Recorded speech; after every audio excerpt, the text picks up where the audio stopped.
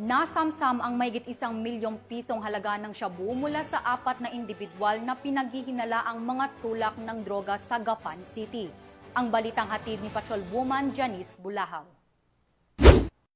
Arestado ng mga operatiba ng Gapan City Police Station Intelligence or Drug Enforcement Team at Provincial Police Drug Enforcement Unit ng Nueva Ecija Police Provincial Office ang 4 na hinihinalang tulak ng ilegal na droga sa isinagawang bypass operation sa Barangay Pambuan, Gapan City. Kinilala ang mga suspect sa kanilang mga alias na sina Arthur, 46, residente ng Quezon City, Tagle at Badong, kapwa 58 anyos, mga driver mula Barangay Bulak at amang 51 mekaniko mula Barangay Pambuan, Gapan City. Nasamsam mula sa kanila ang tinatayang 177 gramo ng hinihinalang shabu na may standard drug price na 1,203,600 pesos, isang caliber 9mm pistol na may 4 na bala, isang 12-gauge shotgun na may 3 bala at isang Mitsubishi Bi-Ridge sedan.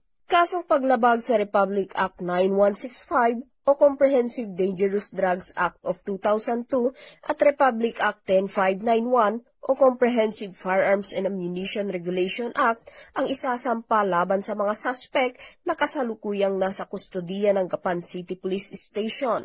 Ayon kay Police Colonel Heril Dagwit L. Bruno, Provincial Director ng Nueva Ecija Police Provincial Office, mananatiling determinado ang kanilang puwersa sa pinaigting na kampanya kontra ilegal na droga, alinsunod sa direktiba ni Police Brigadier General Ponce Rogelio I. Peñones Jr., Regional Director ng Police Regional Office 3. Mula dito sa Central Luzon, ako ang inyong PNN Correspondent, Patrolwoman Janice Bulahaw, alagad ng batas, tagataguyod ng Balitang Pulis.